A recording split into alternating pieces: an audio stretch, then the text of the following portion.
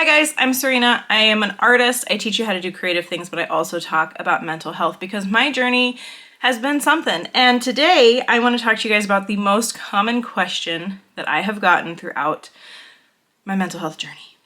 And that is, why are you seeking out a diagnosis? We're going to talk about some things, but first, I think we need to do some tidying. We're literally just scooting everything out of the way. And that's fine. And we're tidying because I just went to Trader Joe's and I got some flowers and they make me happy, and we're gonna talk about that. And I got this little baby so I can pretend I'm in Animal Crossing. First, we're gonna unwrap all these so I can talk to you without all the plastic crinkling. I wanna talk to you guys about the most common question that I have gotten throughout my mental health journey. And that is, why are you seeking out a diagnosis? Why do you want a label? People ask me this all the time. Why do you want a label? Like, it's like this like attention-seeking thing. Like you want to, I don't know, like you want to be special. You want to stand out. I don't know what it is. These assumptions. And people always ask me, why do you need that? Why are you collecting the alphabet? If you have told anybody that you have ADHD or anything like this, you've probably been asked this question. So let's talk about why, while we play with flowers. Do you guys like my friend? He's my friend. He holds my flowers for me. But first, let me give you guys a little story time. So my mental health journey really started, it's always been a thing.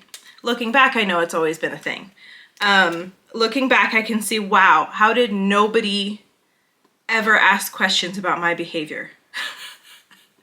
But I mean, in the 90s and the 2000s, people didn't talk about mental health. ADHD was like a big shameful sin thing, and only 7-year-old boys could have it. Girls couldn't have ADHD, and children definitely couldn't be bipolar. But there was a lot of things that now looking back were readily available information and open symptoms about what was going on inside my brain. But my mental health journey really began right after I got married.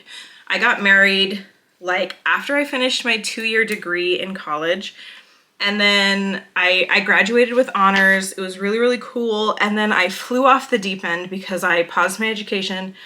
I got married and everything in my life got thrown up in the air. It's really, really common, especially for women, to get their diagnosis or feel like, reach the level where we feel like failures after we leave the education system. Because when you're in the education system, you have guidance about how to spend your time, what the expectations are, and what you need to check off of your list. And education can be difficult for a lot of people with ADHD, but also when we step out of the education system, especially for girls, because we can be very goal-oriented and that's cool, that's when we tend to start to suffer. So I finished my 2-year degree, I got married, and I had no direction on how to finish my degree. I hadn't applied for any colleges besides the community college that I had done my degree at. And then I suddenly was in an apartment, newly married, running my own little household, and I lost it. I couldn't hold a job. I freaked out and crashed my car into a pole. So yeah, that's kind of where it started. Then I got pregnant, super horrible postpartum depression. And it wasn't until years later, that my husband came to me and said, "Do you still love me?" And I was like blindsided. I couldn't understand why he would ask me that. Like, I was like, what? Of course. I have given you no other signals other than that you're my bestie and I love you forever. And I was baffled. And then that was a big wake-up call, because then I had to figure out, why did he feel that way? What was I doing that made my husband feel like I didn't love him? And that's when I started researching the way that I was behaving. It was when I started paying attention to the way that I was behaving and the way I was treating other people. And the big thing was with ADHD, we like to get into a hyper focus. And if anybody tries to interrupt our hyper focus, okay, that's like real mean, and we get real mean. And so I did not even realize that I was being an absolute jerk to my husband. I was ignoring him. I was doing art projects. I was like focused on, I'm an entrepreneur, so I'd get super focused on, you know, another project, and I would be a huge jerk to him if he would try to call my attention just to talk to me. And so I was like, I am so sorry. Like, thank you for asking me the question. And that's when I started researching all the time. Like, why am I sad all the time? Why do I get randomly enraged for no reason? And so I started doing homework, and I started doing research. And I researched bipolar over and over and over for years, and was like, nah. And then I'd search it up again. Nah, no, that's not me. Oh, like bipolar is like just crazy people that do bad crimes, right? I had so many stigmas about what bipolar was and what bipolar people were like. And so there was no way that that could be me, because I was a good person, okay? You can't be bipolar if you're a good person. So anyway, he asked me that question, and somewhere along the line, instead of Googling bipolar disorder, I Googled ADHD.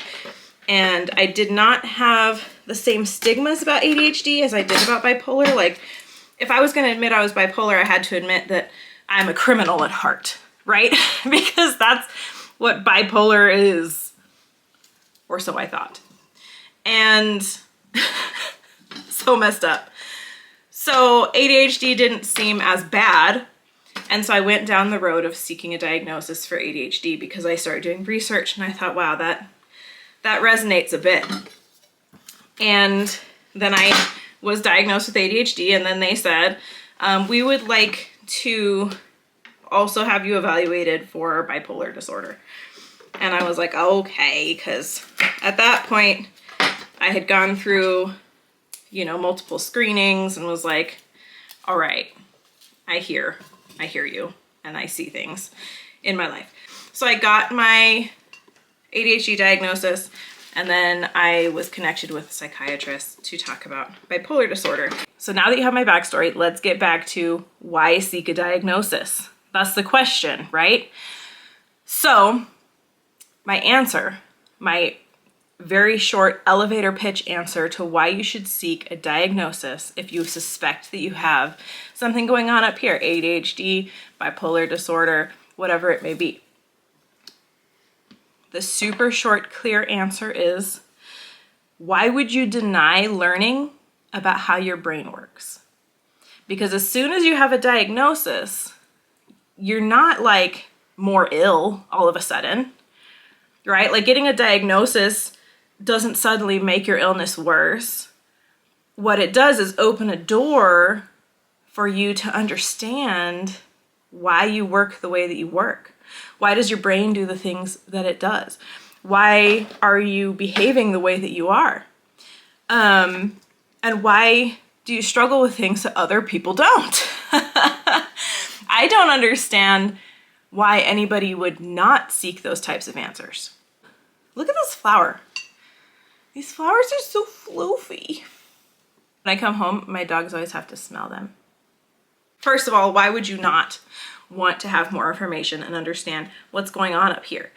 I think people are afraid to get a diagnosis because they feel like it's like a measure of their morality, which I feel like people feel like is a measure of your worth, right? And none of those things are true. Mental, the way that your brain works is not a measure of your morality, and your morality is not a measure of your worthiness, right? Those things are not the same. What a diagnosis does is allows you to learn what functions in your brain are maybe not working the way that they are supposed to. Symptoms of ADHD and bipolar disorder oftentimes are not our choice. Once we learn about our symptoms, we can choose not to be an a-hole. We can choose not to treat our loved ones with disrespect and drag them through the emotional ringer like I was doing unknowingly to my husband. But as soon as you understand A, B, and C are working out of order in your brain, or A, B, and C are not working, there's a chain reaction that is not taking place. It's not your fault if things are hard, and it's not your fault if you get filled with an unexplainable rage over very small things. Okay? That is why seeking a diagnosis is awesome. I sought out my bipolar diagnosis and I immediately started medications. And ADHD and bipolar coming together can be a little more difficult because like medications for one can trigger symptoms in the other. And so you have to be careful and you have to do things in a certain order. And so I started one medication at a time. I took it for about a month, and then I started the next one. I took that for about a month.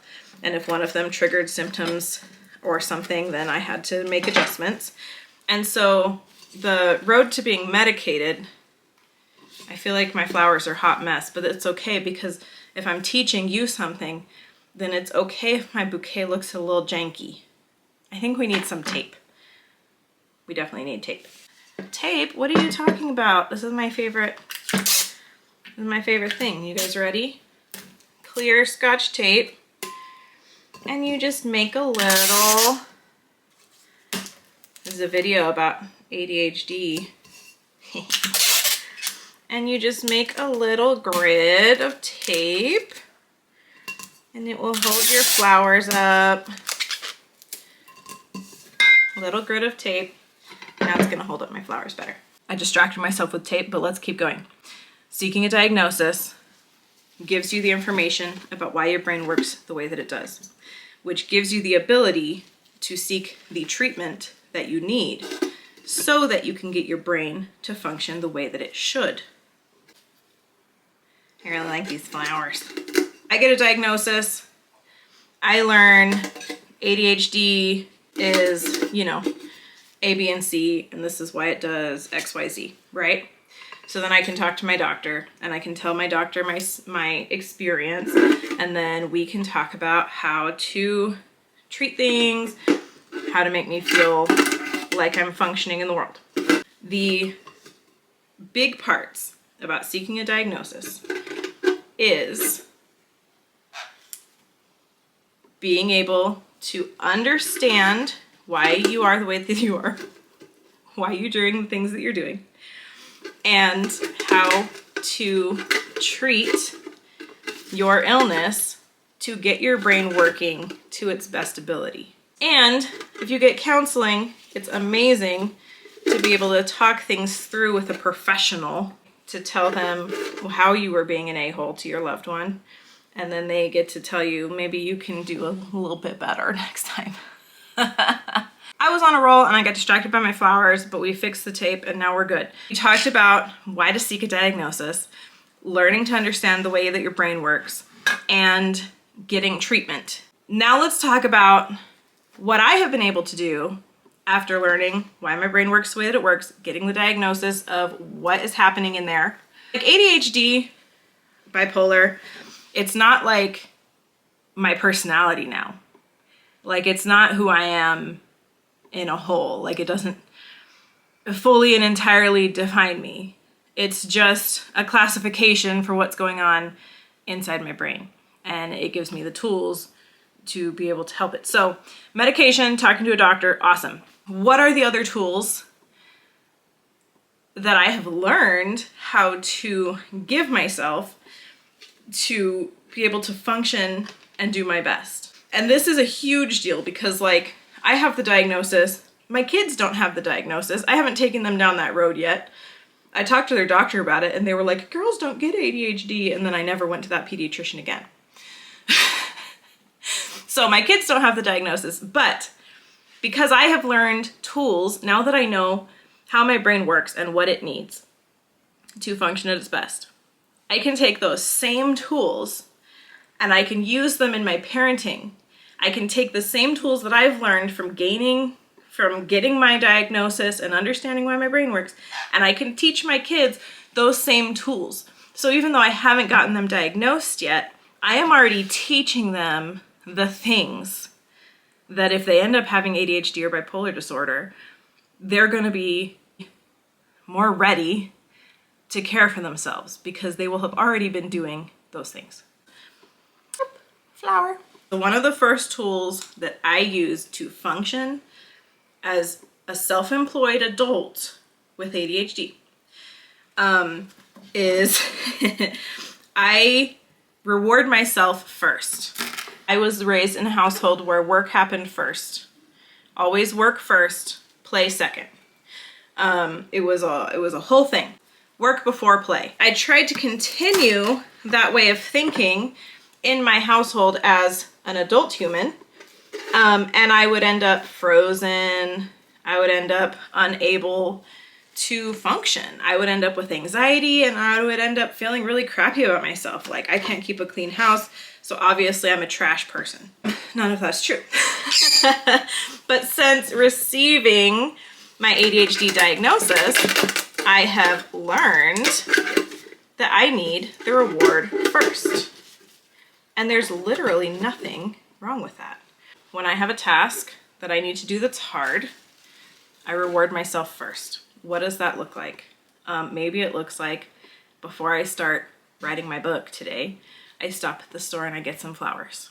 And then I have flowers to look at while I work. But there's more to it than that.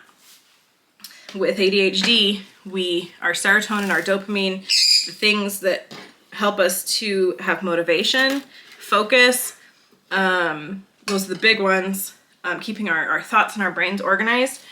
Those things are lacking in our brain naturally.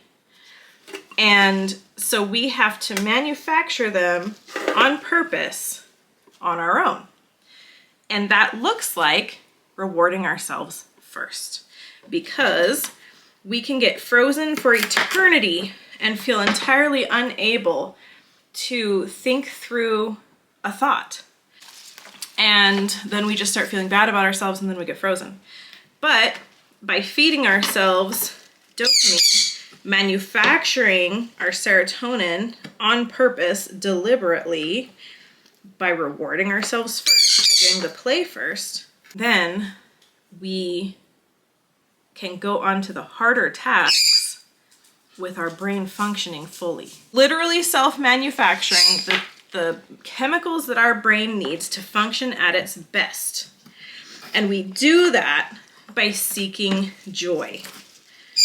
When we seek joy, do we play Pokemon Go? Take a little walk before we get to work?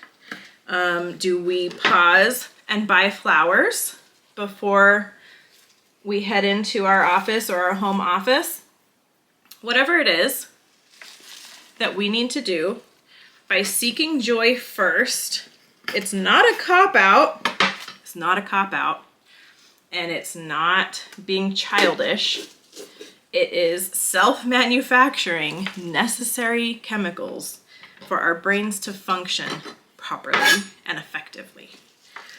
And that's my biggest tool, is seeking joy first. And it's the biggest change that I have made from the way that I was raised to the way that I'm now raising myself, is to seek joy first. I read a thing this weekend, like a meme or something, that said motivation builds when we push through an accomplishment. So you have to get, like, you can't just, I'm motivated, go. Motivation builds as we take movement towards our goal.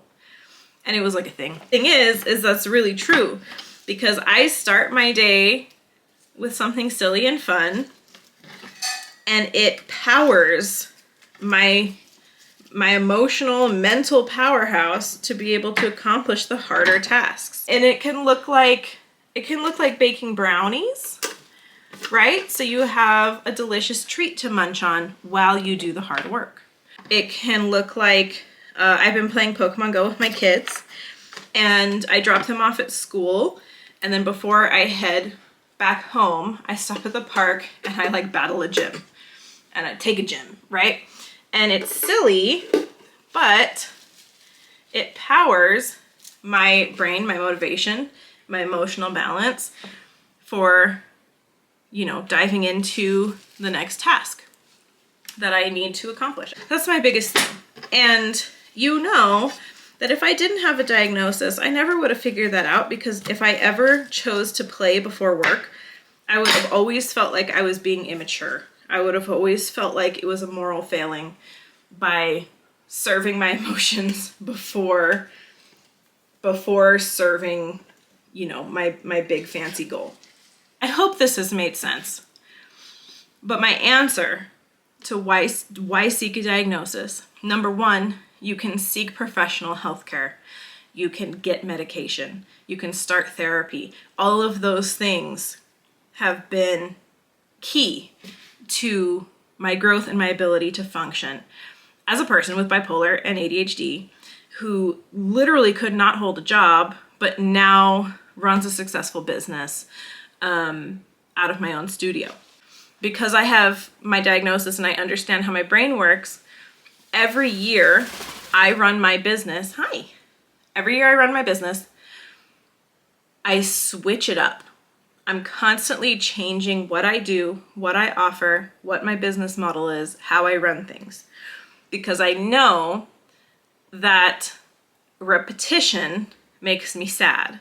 And I know that my brain needs novelty to function at its best. So because I know that, I've been able to run my business as an artist for several years now. I think I'm coming on seven years since I've been selling my artwork online. And I know for a fact that I have only been successful all of this time because I know now that my brain needs novelty. And so I'm constantly changing. And I know now that I can't stock stores with my art, because stores want to put something in their system and they want it to just be in their computer system, and then I just bring more. But I can't keep making the same art. And so I can do limited runs and then I have to move on to something else. Otherwise, it makes me so sad. Like, emotional dysregulation is real. It makes me way more sad to be repetitive in my artwork than is emotionally healthy. And because I understand why that happens, because I understand emotional dysregulation is a thing, because I understand that my brain needs novelty to be happy and function and find joy, I know that I can't be repetitive in the way I run my business. And so I've pulled back from stocking my artwork in stores because I know that that's not a healthy way for me to function. Getting a diagnosis led me to learn about how my brain works, led me to therapy, so I have a professional to talk to about my experiences and figure out the ins and outs of it all, helped me to come up with tools and things that I know I need. I know that I have to reward myself first. Otherwise, I will dread everything. Everything will seem impossible, and I will not be able to accomplish anything. I start my day with something that brings me joy, that will feed my dopamine and my serotonin processing throughout the day as I go into the more difficult tasks. And I also know that I'm allowed to call simple things difficult, because what might not be difficult for a neurotypical person can feel like life or death to my brain because of the way my brain functions. And that's not a measure of my morality. It's not a measure of my maturity. It's not a measure of my worth. It's just the way that my brain works. And if I need to bake brownies, if I need to have a 30-minute visit with my friend at a tea house before I go into my studio, if I need to stop at Trader Joe's and buy flowers and make a little guy to be able to do the hard things, there's nothing wrong with that. And it is incredibly empowering to have learned the way my brain works, to have learned that I get to do really fun things that bring me joy, to be able to be my best. I am writing a book. I'm writing a book with a contract already signed with a publisher. Not something that I ever would have thought that I could do as a person with ADHD.